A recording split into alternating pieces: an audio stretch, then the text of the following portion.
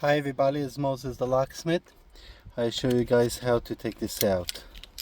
So first, try without putting my finger. Let me see.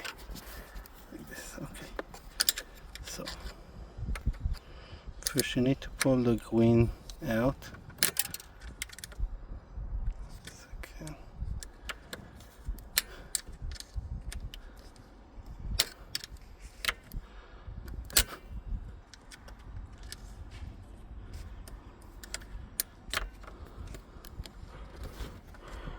Okay.